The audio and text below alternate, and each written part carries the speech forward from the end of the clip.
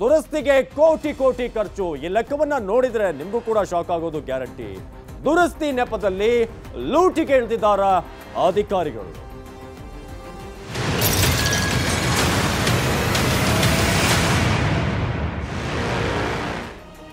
ಈ ಲೆಕ್ಕವನ್ನ ನೋಡಿದ್ರೆ ನೀವು ಶಾಕ್ ಆಗ್ತೀರಾ. ನಮ್ಮಲ್ಲೂ ಕೂಡ ಅಸಾಧ್ಯ ಆಗುವಂತ ಲೆಕ್ಕ ಇದು. ಈ ಲೆಕ್ಕ ಕೊಟ್ಟಿದ್ದು ಯಾರು ಗೊತ್ತಾ? ಈ ಲೆಕ್ಕವನ್ನ ನೋಡಿದ್ರೆ ನಿಮಗೂ ಕೂಡ ಶಾಕ್ ಆಗುತ್ತೆ. ಯಾವ ಲೆಕ್ಕದ ಬಗ್ಗೆ ನಾವು ಮಾತಾಡ್ತಾ ಇದ್ದೀವಿ? ನ್ಯೂಸ್ 18 ಕನ್ನಡ ಈ ಭಯಂಕರ ಲೆಕ್ಕದ ವಿಚಾರವನ್ನ ರಿವೀಲ್ ಮಾಡ್ತಾ ಇದೆ.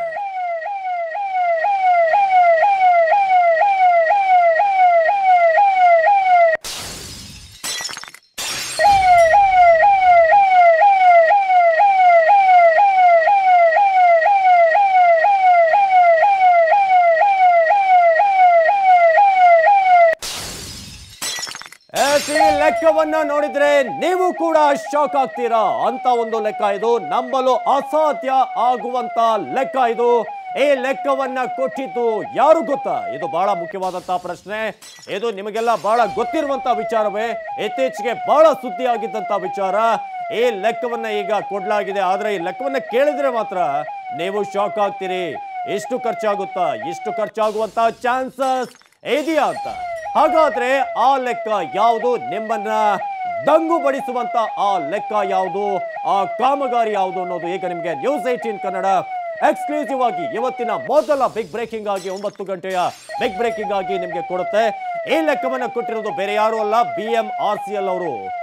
ದುರಸ್ತಿಗೆ ಕೋಟಿ ಕೋಟಿ ಬಿಲ್ ಅನ್ನ ಮಾಡಲಾಗಿದೆ. ಈ ಬಿಲ್ಲಿನ ಲೆಕ್ಕವನ್ನ ಕೇಳಿದ್ರೆ ಅಪ್ಪ ಈ ರೀತಿಯಾಗಿನೂ ಬಿಲ್ ಮಾಡ್ತಾರಾ ಅನ್ನೋ ಒಂದು ಪ್ರಶ್ನೆ ನಿಮ್ಮನ್ನ ಕಾಡುತ್ತೆ.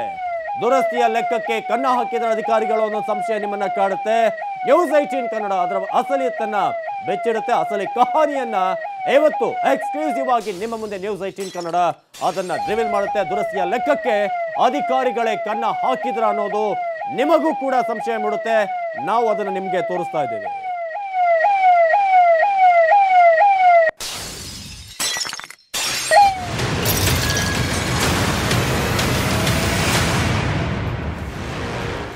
ನಮ್ಮ ಮೆಟ್ರೋದ ಪಿಲ್ಲರ್ ನಲ್ಲಿ ಬಿರುಕು ಬಿದ್ದಿತ್ತು ಅಂತ ನ್ಯೂಸ್ 18 ಕನ್ನಡ ಮೊದಲ ಬಾರಿಗೆ ನಿಮ್ಮ ಮುಂದೆ ರಿವೀಲ್ ಮಾಡಿತ್ತು. ಅಲ್ಲಿ ತೊಂದರೆ ಇತ್ತು ಅಂತ. ಆದ್ರೆ ಆ ಸುದ್ದಿ ಹೊರಬಿದ್ದಾಗ ನ್ಯೂಸ್ 18 ಅದನ್ನ ರಿಪೋರ್ಟ್ ಮಾಡಿದಾಗ ಬಹಳ ಸಾಮಾನ್ಯವಾದ ಸಮಸ್ಯೆ, ಅಷ್ಟು ದೊಡ್ಡ ಸಮಸ್ಯೆನೇ ಅಲ್ಲ ಅಂತ ಅಲ್ಲಿನ ಅಧಿಕಾರಿಗಳೇ ತಿಳಿಸಿದ್ರು. ಜೊತೆಗೆ DCM ಅವರು ಕೂಡ ರಿಯಾಕ್ಷನ್ ಕೊಟ್ಟಿದ್ರು. ಚಿಕ್ಕ ವಿಚಾರವನ್ನ ದೊಡ್ಡದು ಮಾಡ್ತಿದ್ದೀರಿ ಅಂತ.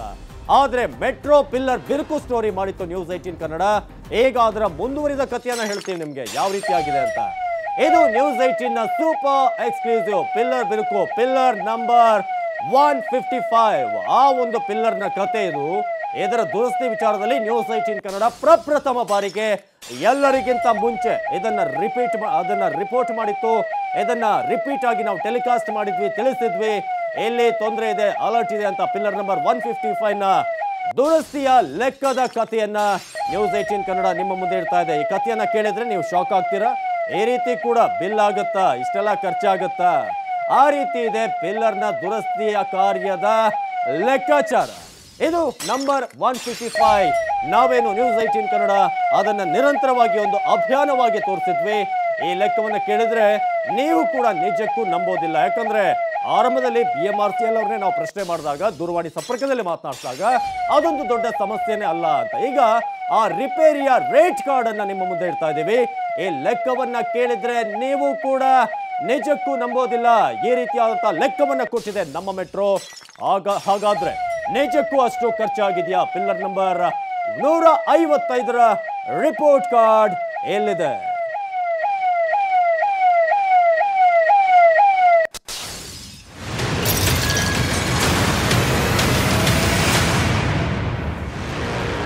ಪಿಲ್ಲರ್ ನಂಬರ್ 155 ಒಂದು ಕಂಬದ ಖರ್ಚು ಎಷ್ಟಾಗಿರ್ಬೋದು? ನೀವೊಂದು ಗೆಸ್ ಮಾಡ್ಕೊಳ್ಳಿ. ಆ ನಂತರ ನಾವು ನಿಮ್ಗೆ ಒಂದು ಲೆಕ್ಕವನ್ನ ಕೊಡ್ತೀವಿ. ಯಾವ ರೀತಿಯಾಗಿದೆ, ಎಷ್ಟು ಲೆಕ್ಕ ಇದೆ, ನಿಮ್ಮ ಗೆಸ್ ಎಷ್ಟಿದೆ, ಅಲ್ಲಿ ಎಷ್ಟಾಗಿದೆ ಅಂತ.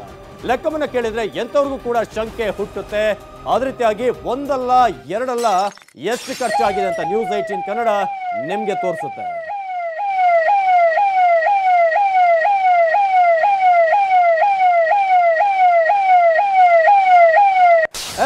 ಈಗ ನಾವು ರಿವೀಲ್ ಮಾಡ್ತಾ ಇದ್ದೀವಿ. ಇದಕ್ಕೆ ಅಂದಾಜು ಖರ್ಚಾಗಿರುವಂತ ಲೆಕ್ಕವನ್ನ ತೋರಿಸಿರೋದು ಬರೋಬ್ಬರಿ 10 ಕೋಟಿ.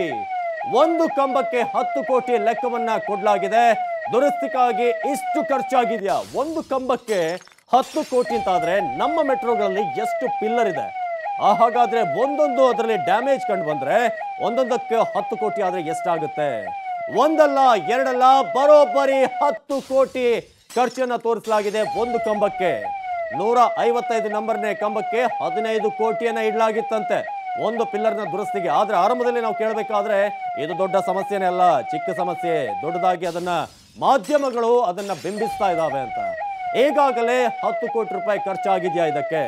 ಮತ್ತಷ್ಟು ಕೋಟಿ ಬೇಕಾದ್ರೆ ಏನು ಅಚ್ಚರಿ ಇಲ್ವಂತೆ. ಆ ರೀತಿಯಾದಂತ ಒಂದು ಕೆಲಸ, ಸೂಕ್ಷ್ಮ ಕೆಲಸ, ಬಹಳ ಸಣ್ಣ ಒಂದು ಪ್ರಾಬ್ಲಮ್ ಇರೋದಷ್ಟೇ. ಹಾಗಾಗಿ ಅದನ್ನ ದೊಡ್ಡ ಮಾಡಬೇಡಿ ಅಂತ ಹೇಳಿದ್ರು. ಹಾಗಾದ್ರೆ 10 ಕೋಟಿ ಖರ್ಚು ಯಾಕಾಯ್ತು ಅನ್ನೋದು ಈಗ ಪ್ರಶ್ನೆ.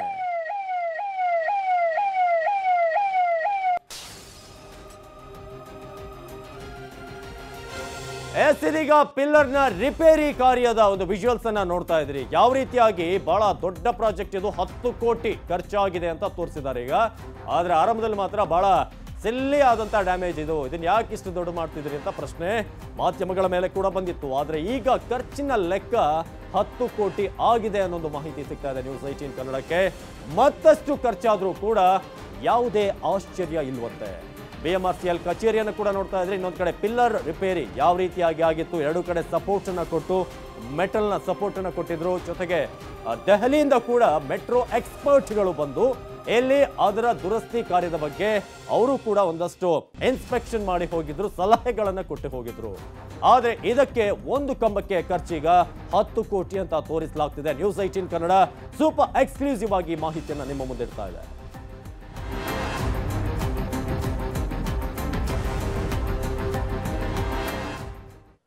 ಈ ಬಗ್ಗೆ ಹೆಚ್ಚಿನ ಮಾಹಿತಿಯನ್ನು ನೀಡುತ್ತಾರೆ ನಮ್ಮ ಪ್ರತಿನಿಧಿ ಥಾಮಸ್ ಪುಷ್ಪರಾಜ್. ಥಾಮಸ್, ಆರಂಭದಲ್ಲಿ ನ್ಯೂಸ್ 18 ಕನ್ನಡ ಪ್ರಪ್ರಥಮ ಬಾರಿಗೆ ರಿಪೋರ್ಟ್ ಮಾಡಿದಾಗ ನಾವು ಕೆಲವರನ್ನ ದೂರವಾಣಿ ಸಂಪರ್ಕದಲ್ಲಿ ಮಾತನಾಡಿಸಿದ್ವಿ. ಆಗ ಹೇಳ್ತಿದ್ದು ಬಹಳ ಸಿಲ್ಲಿ ಡ್ಯಾಮೇಜ್ ಇದು, ಯಾಕೆ ಇಷ್ಟು ದೊಡ್ಡದಾಗಿ ಮಾಡ್ತಿದ್ದೀರಿ ಅಂತ. ಹಾಗಾದ್ರೆ ಒಂದು ಸಿಲ್ಲಿ ಡ್ಯಾಮೇಜ್ಗೆ 10 ಕೋಟಿ ಎಷ್ಟು ಖರ್ಚಾಗುತ್ತಾ? ಬಹುಶಃ ತುಂಬ ಆಶ್ಚರ್ಯಕರವಾಗಿ ನೋಡುವಂಥ ಒಂದು ಲೆಕ್ಕ ಇದು. ಯಾಕಂತ ಹೇಳಿದ್ರೆ ಒಂದು ಪಿಲ್ಲರ್, ಮೆಟ್ರೋ ಪಿಲ್ಲರ್ 155, ಅದರ ಬೀಮ್ ಏನು ಪ್ರಾಬ್ಲಮ್ ಆಗಿದೆ ಅನ್ನೋಂಥ ಒಂದು ಹೇಳಿಕೆಯನ್ನು BMRCL ಕೊಟ್ಟಿತ್ತು. ಇದಕ್ಕೆ ಸಂಬಂಧಪಟ್ಟಂತೆ ಪ್ರಪ್ರಥಮ ಬಾರಿಗೆ ನ್ಯೂಸ್ 18 ಕನ್ನಡ ತುಂಬ ಹೆಮ್ಮೆಯಿಂದ ಹೇಳುತ್ತೆ. ಒಂದು ದೊಡ್ಡ ಮಟ್ಟದ ಸಂಭವಿಸಬಹುದಂಥ ದುರಂತವನ್ನು ತಪ್ಪಿಸುವಂಥ ಒಂದು ದೊಡ್ಡ ಪ್ರಯತ್ನವನ್ನು ಮಾಡಿತ್ತು. ಆ ಒಂದು ಪ್ರಯತ್ನದ ನಂತರ ಸಾಕಷ್ಟು ಬೆಳವಣಿಗೆಗಳಾಗಿತ್ತು. ದೆಹಲಿಯಿಂದ ಮೆಟ್ರೋ ಅಧಿಕಾರಿಗಳು ಬಂದು ಇವತ್ತವರೆಗೂ ಕೂಡ ಅಕ್ಷರಶಃ ಬೆಂಗಳೂರಿನಲ್ಲಿ ಬೀಡು ಬಿಟ್ಟಿದ್ದಾರೆ ಅವಿನಾಶ್ ಅವರು. ಯಾಕಂದರೆ ಅವ್ರಿಗೆ ಈವರೆಗೂ ಕೂಡ ಕಾನ್ಫಿಡೆನ್ಸ್ ಇಲ್ಲ. ನಡೆದಂಥ ಕಳಪೆ ಕಾಮಗಾರಿಯಿಂದಾಗಿ ಮೆಟ್ರೋ ಪಿಲ್ಲರ್ ಇವತ್ತು 155 ಏನು ಒಂದು ಅನಾಹುತಕ್ಕೆ ಕಾರಣವಾಗುವಂಥ ದೊಡ್ಡ ಮಟ್ಟದ ದುರಂತಕ್ಕೇನು ಅದು ದುರಂತ ನಿರ್ಮಾಣ ಆಗುವಂಥ ಒಂದು ಪರಿಸ್ಥಿತಿ ಇದಾಗಿತ್ತು.